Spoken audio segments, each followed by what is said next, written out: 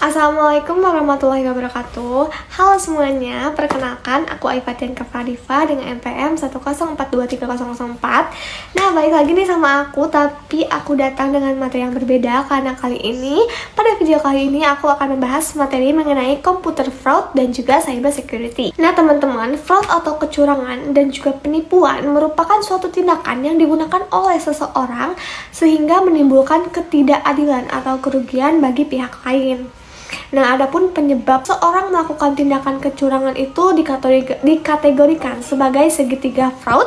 Yang pertama ada dari sisi tekanan, misalnya tekanan keluarga, ketidakstabilan emosi, ataupun lain sebagainya. Terus juga kedua ada dari sisi peluang, yaitu kondisi yang memungkinkan seseorang untuk melakukan suatu kecurangan. Nah, yang ketiga yaitu dari segi rasionalisasi, yaitu membuat mereka merasa perilaku ilegal itu menjadi sesuatu yang wajar. Nah, kalau misalnya computer fraud itu sendiri merupakan perbuatan melawan hukum yang dilakukan memakai komputer sebagai sarana atau sebagai objek untuk memperoleh keuntungan. Nah, dalam klasifikasi penipuan computer fraud itu terbagi menjadi beberapa bagian, yaitu yang pertama ada input fraud, ada pemroses fraud, perintah komputer, data fraud, dan juga output fraud. Nah, kejahatan yang berhubungan erat dengan penggunaan teknologi dikelompokkan menjadi beberapa bentuk, yaitu yang pertama itu ada illegal access atau akses tanpa izin ke sistem komputer, di mana hal tersebut dilakukan dengan sengaja dan tanpa hak melakukan akses secara tidak sah terhadap seluruh atau sebagian sistem komputer dengan maksud untuk mendapatkan data di komputer tersebut. Salah satunya yaitu hacking. Terus yang kedua juga ada illegal contents atau konten tidak sah. Ini merupakan kejahatan dengan memasukkan data atau informasi ke internet tentang sesuatu hal yang tidak benar, tidak etis, atau juga dapat dianggap melanggar hukum atau mengganggu ketertiban umum. Selanjutnya yang ketiga adalah data forgery atau pemalsuan data, di mana kejahatan ini adalah memalsukan data pada dokumen-dokumen penting yang tersimpan secara stateless dokumen melalui internet. Terus yang keempat ada espionage cyber atau mata-mata, di mana kejahatan ini merupakan kejahatan yang memanfaatkan jaringan internet untuk melakukan kegiatan mata-mata terhadap pihak lain. Terus adapun yang keenam ada data theft atau mencuri data.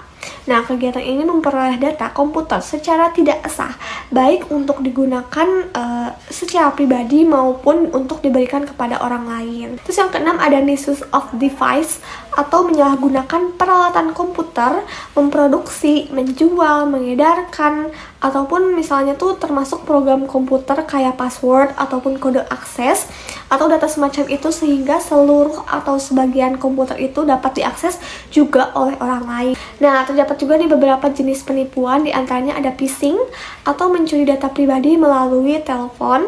Terus yang kedua ada phishing melalui email, dan yang ketiga itu ada yang minta download nih sesuatu atau security software atau software menarik lainnya nih yang terkadang gratis tapi sebetulnya merupakan virus. Teman-teman, ada juga nih dua kategori penipuan. Yang pertama ada penyalahgunaan aset, dimana kayak ini tuh pencurian aset perusahaan oleh karyawan, misalnya kayak uang tunai ataupun inventaris dan juga aset digital. Selanjutnya kita ke pembahasan mengenai cyber security.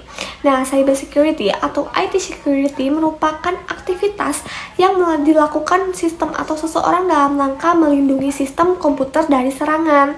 Nah, jika mengacu pada International Telecommunication Unit atau ITU, berfungsi melindungi aset organisasi. Nah, perlindungan ini dapat berupa software, aplikasi, atau apapun yang berhubungan dengan sistem komputer. Terus adapun nih tiga konsep cyber security itu terbagi menjadi kerahasiaan atau confidentiality, integrity atau integritas, dan juga availability atau ketersediaan informasi. Nah, adapun jenis-jenis cyber yaitu yang pertama ada cloud security, terus ada juga network security, ada juga application security. Adapun nih jenis-jenis ancaman cyber security ada cybercrime, cyber attack, sama cyber terrorism. Nah, kalau misalnya faktor penyebabnya cybercrime itu sendiri adanya meningkatnya kemampuan pengguna komputer dan internet, terus kurangnya hukum yang mengatur kejahatan komputer, sama yang ketiga ada banyaknya software yang mempunyai kelemahan atau juga bugs ya. Nah teman-teman, adapun nih beberapa organisasi itu harus menerapkan program atau keamanan cyber ataupun juga strategi keamanan cyber untuk melindungi sebuah perusahaannya itu sendiri. Dimana langkah tersebut penting untuk melindungi sistem, data, dan aset mereka dari serangan cyber. Nah sekian informasi yang dapat aku sampaikan. Mohon maaf ya ada kesalahan. Wassalamualaikum warahmatullahi wabarakatuh. Bye semuanya.